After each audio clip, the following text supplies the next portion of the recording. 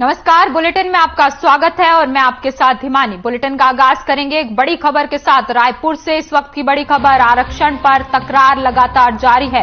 राज्य सरकार ने राजभवन को जवाब भेजा है। राज्यपाल के सवाल पूछने पर सवाल उठाया है। लिखा, राज्यपाल को विधेयक की समीक्षा का अधिकार नहीं। विधानसभा में विधेयक पास लेकिन राजभवन में अटका। रायपुर से आपको ये बड़ी खबर बता रहे हैं, जहां आरक्षण को लेकर तकरार लगातार जारी है। राज्य सरकार ने राजभवन को जवाब भेजा है। राज्यपाल के सवाल पूछने पर भी सवाल उठाया है। लिखा, राज्यपाल को विधेयक की समीक्षा का अधिकार नहीं है। विधानसभा में विधेयक पास लेकिन राजभवन में अटका हुआ है। राजभवन की भूमिका से नाराज कांग्रेस का ऐलान। आरक्षण को लेकर 3 जनवरी को रायपुर में महारैली का आयोजन किया जाएगा। रायपुर से आपको ये बड़ी खबर बता रहे हैं, जहां आरक्षण को लेकर लगातार तकरार जारी है। आपको बता दें कि राज्यपाल के सवाल पूछने पर भी अब राज्य सरकार ने सवाल उठाया है।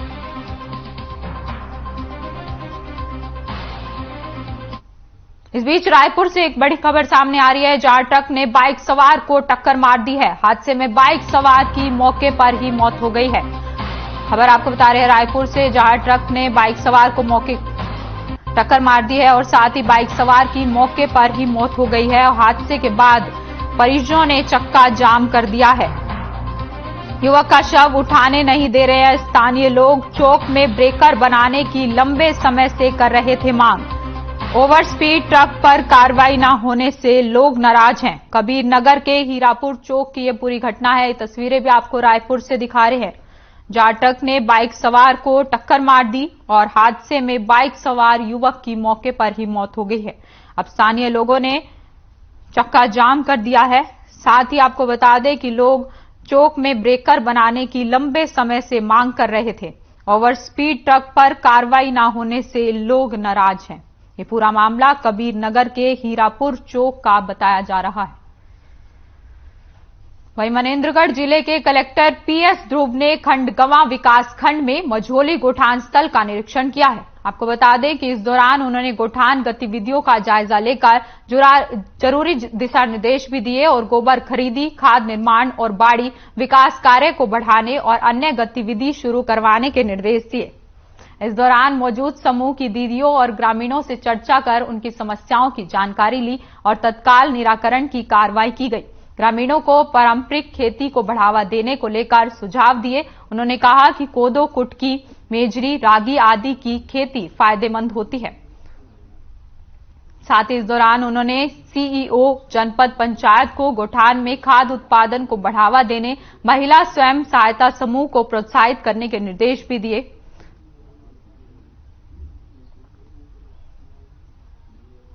मनेन्द्रगढ़ से आपको ये तस्वीरें भी दिखा रहे हैं, जहां गोठान स्थल का निरीक्षण किया गया। साथ ही आपको बता दें कि कलेक्ट्रेट पहुंचे निरीक्षण करने के लिए। तस्वीरें भी आपको मनेन्द्रगढ़ से दिखा रहे हैं।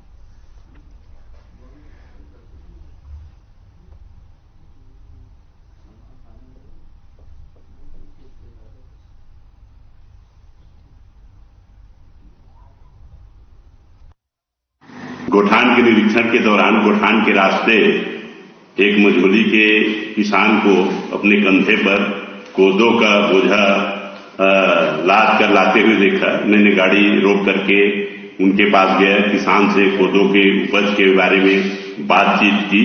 उनके द्वारा बताया गया कि 1 हेक्टेयर शासन के द्वारा मुझे वन अधिकार पट्टा दिया गया है, उसमें 1 एकड़ में डाढ़ किस्म की भूमि पर मैंने कोदो की खेती किया है और उसकी फसल को काट करके मैं अपने खलिहान में ले जा रहा हूं।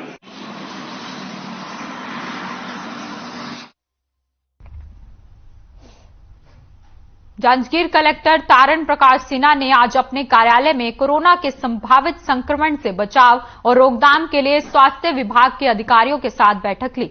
उन्होंने जिले में कोरोना संक्रमण से बचाव के लिए सभी आवश्यक तैयारियों को लेकर सुनिश्चित करने के निर्देश भी दिए। बैठक में कलेक्ट्रेट ने जिले के स्वास्थ्य केंद्रों में उपलब्ध बेड की व्यवस्था, दवाइयों की उपलब्धता, वेंटिलेटर, साथ ही ऑक्सीजन स्टॉक की उपलब्धता कराने के निर्देश दिए। जिले में अब तक लगाए गए बूस्टर डोज और टीकाकरण सहित अन्य बिंदुओं पर विस्तार से जानकारी लेते हुए उन्होंने आवश्यक दिशा निर्देश भी दिए।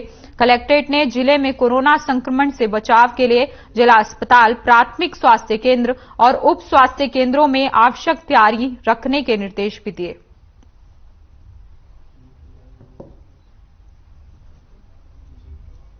तो तस्वीरें भी आपको दिखा रहे हैं जांजगीर से, जहां कोरोना संक्रमण को लेकर प्रशासन अलर्ट मोड पर होता हुआ नजर आ रहा है। इसी कड़ी में डीएम ने स्वास्थ्य विभाग के साथ बैठक भी की है और साथ ही बैठक में कई मुद्दों को लेकर चर्चा की गई। उन्होंने कहा कि तैयारियां पूरी रखें और साथ ही तैयारियों को लेकर भी आवश्यक दिशा निर्देश दिए गए हैं। ये तस्वीरें भी आप तक पहुंचा रहे हैं जहां कोरोना को लेकर बैठक का आयोजन किया गया है। डीएम ने स्वास्थ्य विभाग के साथ ये बैठक की है और बैठक में कोरोना को लेकर चर्चा की गई।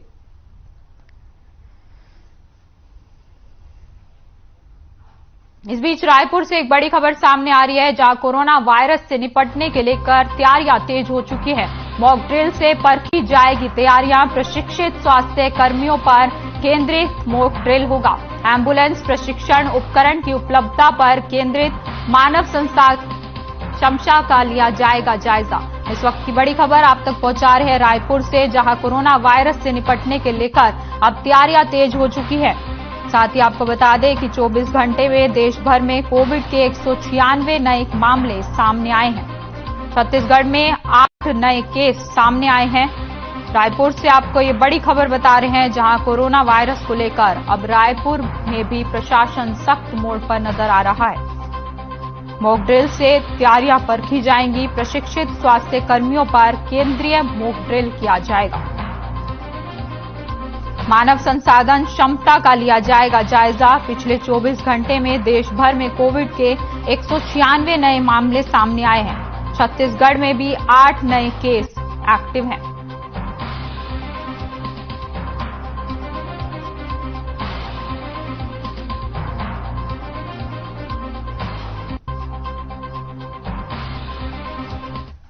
खबर रायपुर से है, जहां आरक्षण बिल में हस्ताक्षर पर हो रही देरी को लेकर मुख्यमंत्री ने तीखी नाराजगी जताई है। आपको बता दें कि रायपुर में कांग्रेस कार्यकारिणी की बैठक प्रदेश प्रभारी कुमारी शैलजा की अध्यक्षता में हुई, जिसमें आरक्षण में हो रही देरी और कांग्रेस की रणनीति को लेकर लंबी चर्चा हुई। बैठक में इस बात का निर्णय लिया गया कि आरक्षण बिल को लेकर 3 जनवरी को कांग्रेस महारैली करेगी। बैठक के बाद मुख्यमंत्री भूपेश बघेल ने कहा कि राज्यपाल ने पहले 10 सवाल भेजे थे, जो उनके अधिकार क्षेत्र में नहीं था। प्रदेश के युवाओं के हित में जवाब भेजा गया है, लेकिन अब यह नया दांव चल रहा है कि उसका प्रशिक्षण किया जाएगा। तो सीएम ने सवाल किया है कि क्या विधेयक सलाहकार विधानसभा से भी बड़े हो गए हैं? विधानसभा में जो पास हो गया उसका भी प्रशिक्षण अब कराएंगे।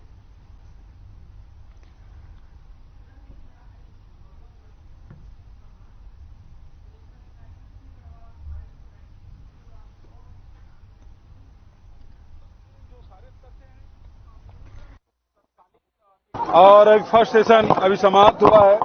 ब्लॉक अध्यक्षों की बैठक अभी लंच ब्रेक के बाद होगा और बहुत सारे फैसले लिए, जिसमें हाथ से हाथ जोड़ो अभियान जो 26 जनवरी से शुरू होने वाला है, उसके बारे में उन्होंने निर्देश किया है। साथ ही जो आरक्षण का मामला है, जिस प्रकार से राज्यपाल जी लगातार टालने का बहाना ढूंढ रही है, पहली बात तो यह है कि विधानसभा के जो अधिकार है, विधानसभा में सर्वसम्मति से जो आरक्षण की बिल पारित हुआ है, एक जो विधिक सलाहकार है वो विधानसभा से बड़ा हो गया है। विधिक सलाहकार राज्यपाल का है, वो विधानसभा से बड़ा हो गया है। तो किस प्रकार से वैधानिक संस्थाओं को कमजोर करने या नीचा दिखाने की कोशिश की जा रही है, ये जीता जागता उदाहरण है। जो राहुल जी कहते हैं ना कि जितने संवैधानिक संगठन है उसको कमजोर किया जा रहा है, तो जीता जागता उदाहरण है कि विधिक सलाहकार है वो विधानसभा से बड़ा हो गया और कोई अधिकार नहीं है। सारे अधिकारी मेरे इस बात पे विरोध में थे कि राज्यपाल ने जो 10 सवाल भेजे हैं उसका जवाब देना है, क्योंकि संविधान में ऐसी कोई व्यवस्था है ही नहीं। फिर भी मैंने राज्यपाल की जिद को ध्यान में रखते हुए छत्तीसगढ़ के 3.25 करोड़ जनता जो आरक्षण में, चाहे ईडब्ल्यूएस हो, पिछड़े वर्ग हो, अनुसूचित जाति हो, जनजाति, सबके लिए तो वो लागू हो जाए और कम से कम इसका जो ईगो है वो सेटिस्फाई हो जाए, इसलिए मैंने जवाब दिया। लेकिन अब फिर से वो बहाना ढूंढे, परीक्षण कराऊंगी, मतलब विधानसभा से बड़े होगी वो विधिक सलाहकार।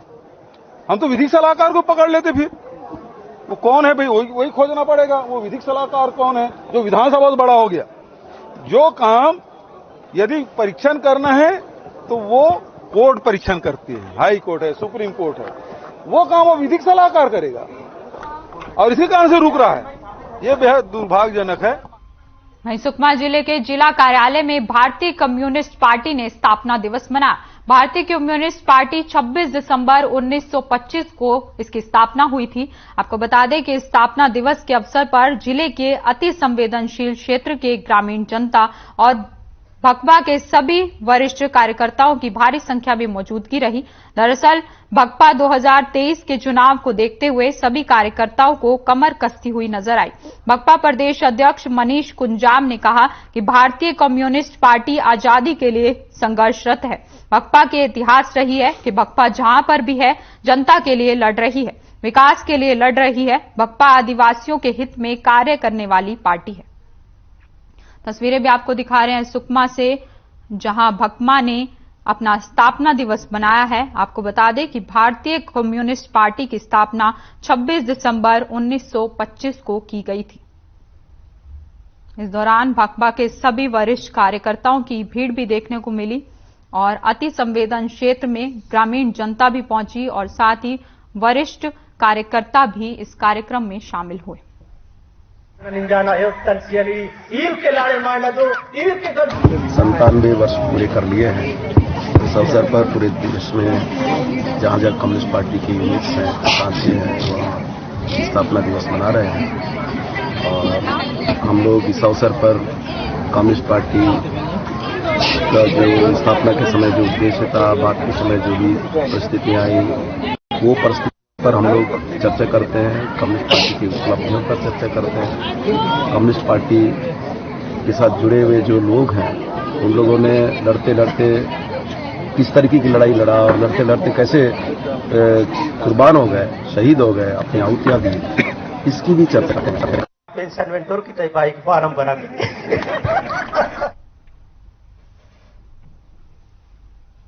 वहीं साहू संघ युवा प्रकोष्ठ के प्रदेश अध्यक्ष आनंद साहू एक दिवसीय दौरे पर बालोद पहुंचे, जहां उन्होंने सामाजिक जनों से भेंट मुलाकात की, जिसके बाद साहू सदन में उनका युवा प्रकोष्ठ की ओर से जोरदार स्वागत किया गया। कार्यक्रम में प्रदेश अध्यक्ष आनंद साहू ने बताया कि बालोद में आकर युवा प्रकोष्ठ के साथियों के साथ मिलकर मन बहुत आनंदित हुआ और साथ ही उन्होंने बताया कि इसमें उनका बहुत बड़ा योगदान रहा है। युवा प्रकोष्ठ के संगठन को मजबूत करने की बात भी उन्होंने कही। इस दौरान युवा प्रकोष्ठ के जिला संयोजक दिनेश्वर साहू, प्रदेश अध्यक्ष आनंद साहू, महामंत्री प्रेम कृष्ण साहू, देव साहू, संभाग अध्यक्ष तोमन साहू, संभाग सह संयोजक कार्य अध्यक्ष चंद्रभान साहू, पंकज चौधरी, संदीप साहू सहित बड़ी संख्या में युवा प्रकोष्ठ के सदस्य भी मौजूद रहे।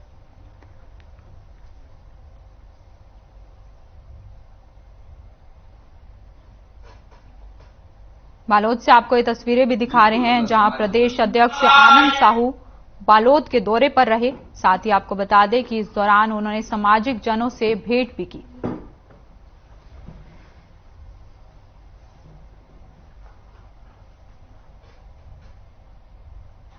वहीं चीन में बढ़ते कोरोना के मामले को देखते हुए हमारे देश में भी कोरोना से निपटने की तैयारी तेज हो गई है। इसी कड़ी में राज्य सरकार की ओर से जारी निर्देश का पालन करने के लिए चिरमिरी भरतपुर में कलेक्ट्रेट पीएस ध्रुव ने मोर्चा संभाल लिया है। आपको बता दें कि जिलाधिकारी के निर्देश के बाद जिले का स्वास्थ्य विभाग हरकत में आ गया है। जिले के मुख्य चिकित्सा स्वास्थ्य अधिकारी doctor Suresh Tiwari Covid care centre और कोविड वार्डों का निरीक्षण किया। इस दौरान ऑक्सीजन प्लांट के न होने की बात सामने आई, जिसके चलते ऑक्सीजन रिफिलिंग के लिए 80 किलोमीटर दूर सूरजपुर जाना पड़ता, जिसके चलते इलाज में देरी होती है। ऐसे में अब देखने वाली बात यह होगी कि कब तक जिले में ऑक्सीजन प्लांट की स्थापना होती है। मनिंद्रगढ़ से आपको ये तस्वीरें भी दिखा रहे हैं, जहां कोरोना को लेकर अब प्रदेश भर में तैयारियां तेज हो चुकी हैं। आपको बता दें कि इसी कड़ी में सरकार की ओर से कई तरह के निर्देश भी जारी किए गए हैं और साथ ही जिला अधिकारी ने प्रदेश भर में स्वास्थ्य विभाग भी हरकत मोड में आ गया है और इस दौरान जिलाधिकारी ने कोरोना को लेकर मोर्चा संभाल लिया है।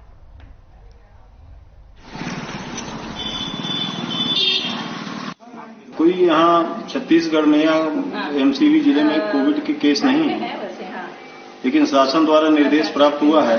पिछले समय 2021-20 में जिस तरह से कोविड फैला हुआ था, तो यहाँ सामुदायिक स्वास्थ्य केंद्र है, अभी भी जिला चिकित्सालय नहीं है, हालांकि ये नया जिला बन गया है। यहाँ central hospital Manendragarh coal mines का है। यहाँ हम लोग पिछले बार 50 बेड का कोविड केयर सेंटर प्रारंभ किए थे और एक 10 बेड का आईसीयू वार्ड बनाए थे। जैसा कि अभी खबर आ रही है कि नए कोविड केसेस फिर से आ रहे हैं, तो हम लोगों की तैयारी अच्छी है। जैसे पिछले बार हम लोगों को सेंट्रल ऑक्सीजन बेड था 50 नंबर में, तो वो सब अभी पूरा तैयार है और आइसोलेशन वार्ड है और आईसीयू भी हमारा तैयार है। लोक स्वास्थ्य परिवार कल्याण विभाग के द्वारा जो पत्र जारी किए गए हैं उसके निर्देश में यहाँ पर पूरी तैयारी कर रहे हैं और जो कोविड केयर सेंटर है केंद्रीय चिकित्सालय वहां पर तैयार किए जा रहे हैं और सीएमएचओ और पूरे स्वास्थ्य विभाग के जो टीम है उसको निर्देश दिए गए हैं कि पूर्ण तैयारी इस सेंटर में रखा जाए। जो आवश्यक व्यवस्थाएं सेवाएं हैं उसका आकलन करके सभी को दुरुस्त और ठीक किया जाए।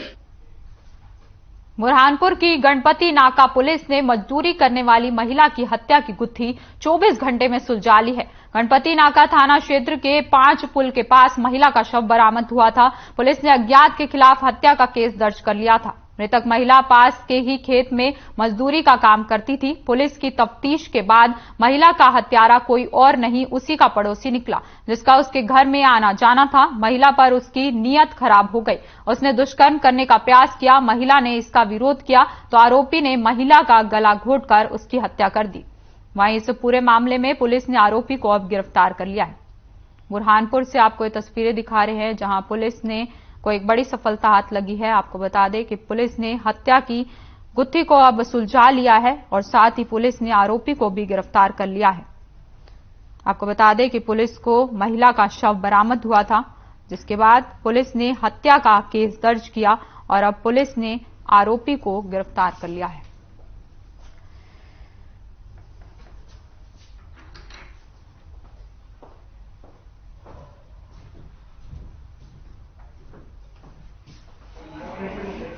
गणपति थाना क्षेत्र अंतर्गत जो एक मर्डर हुआ था, जिसके अंदर 45 साल की जो महिला थी उसकी डेड बॉडी मिली थी उसके घर के पास में ही।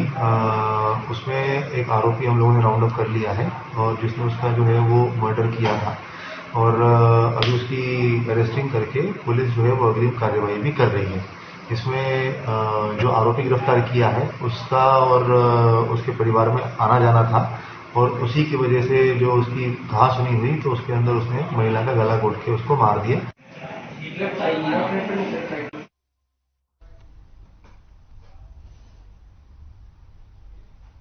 धर्मजयगढ़ के पत्रापारा में बीती रात एक घर में आग लग गई, जिसकी चपेट में आकर एक बीमार बुजुर्ग महिला पूरी तरह से झुलस गई। बुजुर्ग के सिविल अस्पताल में भर्ती कराया गया। आपको बता दें कि लेकिन इलाज के दौरान उसकी मौत हो गई।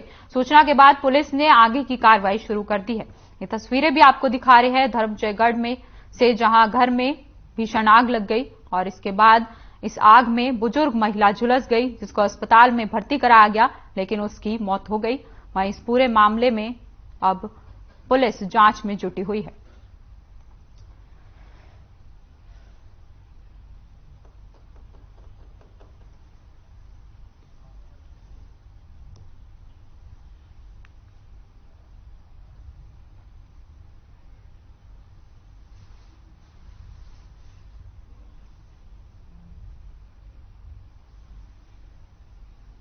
तस्वीरें भी आप तक पहुंचा रहे हैं धर्मजयगढ़ से, जहां घर में भीषण आग लग गई है। आपको बता दें कि इस आग में बीमार बुजुर्ग महिला झुलस गई, जिसको इलाज के लिए अस्पताल में भर्ती कराया गया, लेकिन उसकी मौत हो गई। वहीं धर्मजयगढ़ के सभी धान खरीदी केंद्रों का इन दिनों बुरा हाल है। धान का उठान और परिवहन नहीं होने की वजह से कई तरह की समस्याओं से दो चार होना पड़ रहा है। वहीं समिति के सदस्यों और कर्मचारियों को धान की रखरखाव को लेकर चिंता सता रही है। दूसरी ओर किसानों को धान रखने के लिए मुश्किलों का सामना करना पड़ रहा है। इस संबंध में समिति के पदाधिकारियों का कहना है कि शेरघी धान का परिवहन उठान किया जाएगा। और साथ ही आपको बता दें कि क्षेत्र की धान खरीदी केंद्र से धान का उठान नहीं होने से फड़ों में जगह कम पड़ने लगी है।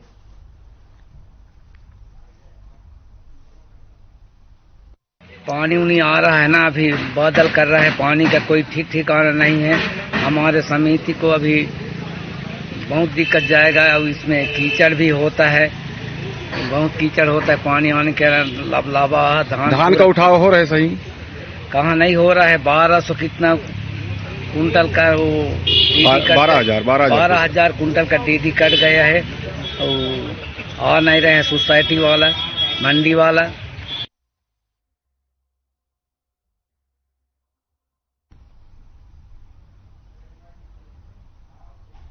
मैदवानी जनपद मुख्यालय से लगे बैगान टोला में 24,94,000 की लागत से बने अमृत सरोवर से जहां जल स्तर में बढ़ोतरी देखने को मिल रही है, तो वहीं किसानों को पानी की उपलब्धता होने लगी है। यही नहीं, अब गांव के चरवाहे के मवेशियों के लिए अमृत सरोवर जीवन का बड़ा जरिया बन चुका है। आपको बता दें कि गांव में वृक्षारोपण के लिए महिला का यमुना स्व सहायता समूह और अमृत सरोवर के उपयोग के लिए पुरुषों का मां नर्मदा अमृत सरोवर सहायता समूह का निर्माण भी किया जा रहा है, जिसे रखरखाव भी बेहतर तरीके से ग्रामीण कर रहे हैं।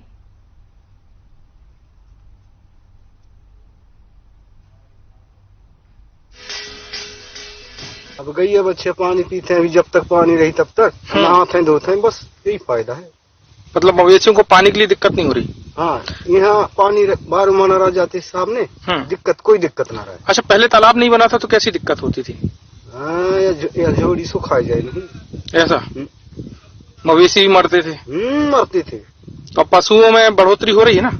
हाँ, बढ़ोतरी हो रही है, साफ सुथरा पानी पीते ना, बढ़िया है। यहाँ तालाब बना है। कब बना है? आसो बना है अभी इसी साल? इसी साल। किस तरह के फायदे हो रहे हैं यहाँ पर? फायदा अपनी गौ बच्चे का फायदा हो रहा है। पानी पीना, नहाना धोना सुविधा इतनी है। अच्छा। और नीचे से थोड़ी लीक हो रहा है, बात इतनी है। अच्छा, देखने में आ रहा है यहाँ पौधा रोपण की क्या स्थिति है? हाँ, पौधा सब सही है, पानी भी दे रहा है। मवेशियों को भी पानी मिल रहा है? हाँ, मिल रहा है। अच्छा बना है? हाँ, अच्छा बना है।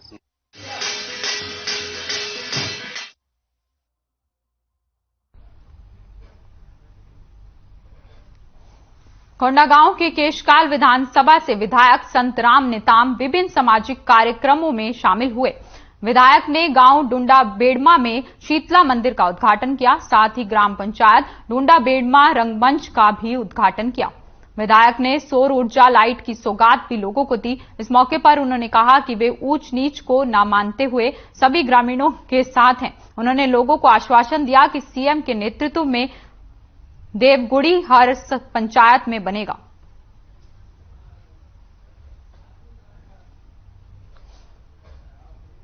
फिलहाल इस बुलेटिन में इतना ही। आप बने रहिए हमारे साथ। नमस्कार।